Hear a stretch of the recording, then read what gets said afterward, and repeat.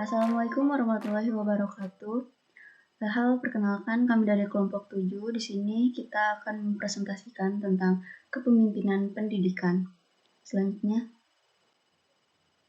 Nah, di sini kelompok 7 ada Azara Diva Fauziah, Jenny Maharani, Nadia Nurhaliza, Nindita Putri, dan Nisrin Tufayot. Selanjutnya akan dibacakan oleh rekan saya. Iya, di sini saya akan membahas tentang definisi kepemimpinan. Kepemimpinan atau leadership adalah kemampuan yang harus dimiliki oleh seorang pemimpin atau leader tentang bagaimana menjalankan kepemimpinan atau to lead sehingga bawahan dapat bergerak sesuai dengan yang diinginkan dalam mencapai tujuan yang ditetapkan sebelumnya. Arti pendidikan menurut KBBI yaitu proses pengubahan sikap dan tata laku seorang atau kelompok orang dalam usaha mendewasakan manusia melalui upaya pengajaran dan pelatihan. Atau bisa juga disebut sebagai proses, cara, atau perbuatan mendidik. Selanjutnya.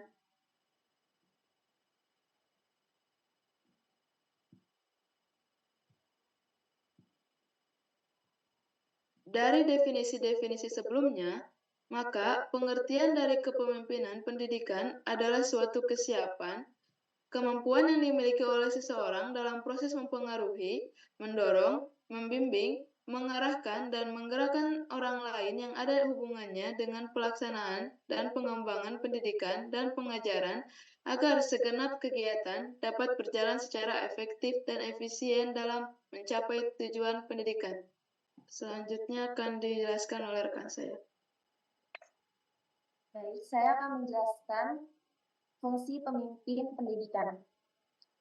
Yang pertama, pemimpin membantu terciptanya suasana persaudaraan, kerjasama dengan penuh rasa kebebasan.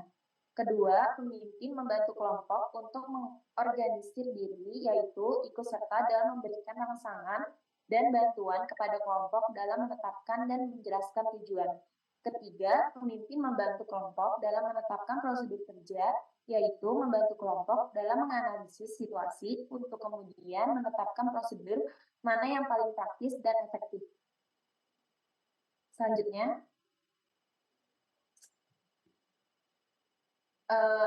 yang keempat, pemimpin bertanggung jawab dalam mengambil keputusan bersama dengan kelompok.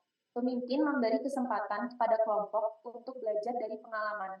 Pemimpin mempunyai tanggung jawab untuk melatih kelompok menyadari proses dan isi pekerjaan yang dilakukan dan berani menilai hasilnya secara jujur dan objektif. Yang terakhir, pemimpin bertanggung jawab dalam mengembangkan dan mempertahankan eksistensi organisasi. Selanjutnya akan dijelaskan oleh rekan saya.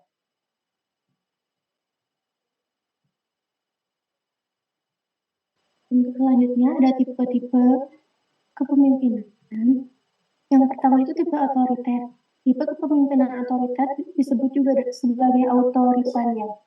Dalam kepemimpinan otoriter, pemimpin bertindak sebagai diktator terhadap anggota kelompoknya. Yang kedua ada tipe laissez-faire.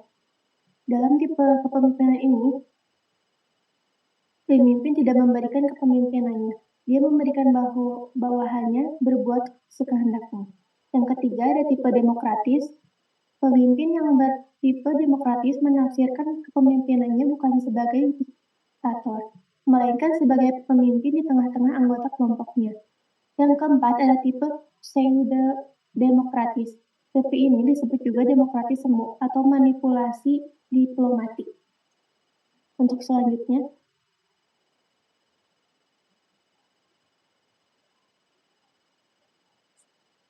ada syarat-syarat pemimpin pendidikan. Yang pertama itu rendah hati dan sederhana. Yang kedua, bersifat suka menolong. Yang ketiga, sabar dan memiliki kestabilan emosi. Yang keempat, percaya kepada diri sendiri. Yang kelima, jujur, adil, dan dapat dipercaya. Yang keenam, keahlian dalam jabatannya. Untuk selanjutnya akan dijelaskan oleh rekan saya.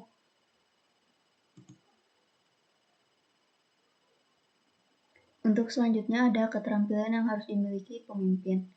Pemimpin harus menguasai cara-cara kepemimpinan. memiliki keterampilan pemimpin supaya dapat bertindak sebagai seorang pemimpin yang baik. Yang kedua ada keterampilan dalam hubungan insani.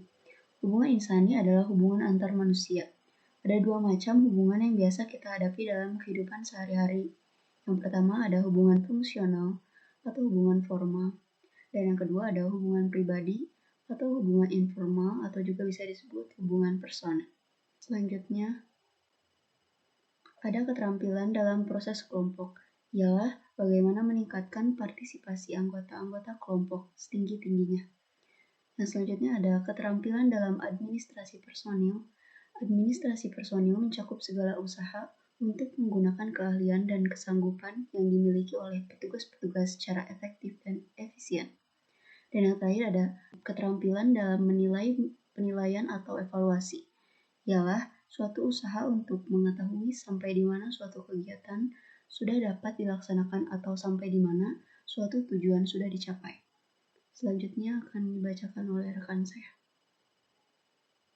Baik, selanjutnya yaitu tentang teori-teori pendekatan. Yang pertama, yaitu ada teori pertama berpendapat bahwa seseorang akan menjadi pemimpin karena ia memang dilahirkan untuk menjadi pemimpin. Dengan kata lain, ia mempunyai bakat dan pembawaan untuk menjadi pemimpin. Lalu teori yang kedua, yaitu berpendapat bahwa seseorang akan menjadi pemimpin kalau lingkungan memungkinkan dia menjadi pemimpin. Setiap orang bisa menjadi pemimpin asal diberi kesempatan dan diberi pembinaan untuk menjadi pemimpin walaupun ia tidak mempunyai bakat atau pembawaan.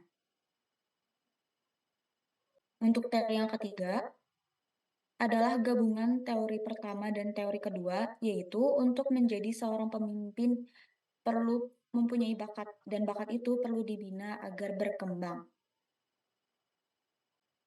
Dan yang terakhir, teori keempat yaitu teori yang disebut sebagai teori situasi karena ia memiliki kelebihan-kelebihan yang diperlukan dalam situasi itu. Dalam situasi lain, di mana kelebihan-kelebihannya itu tidak diperlukan, ia tidak akan menjadi pemimpin, bahkan mungkin hanya menjadi pengikut saja. Baik, untuk selanjutnya saya kembalikan kepada moderator. Terima kasih kepada semua yang sudah mendengarkan. Mohon maaf bila kami banyak kurangnya.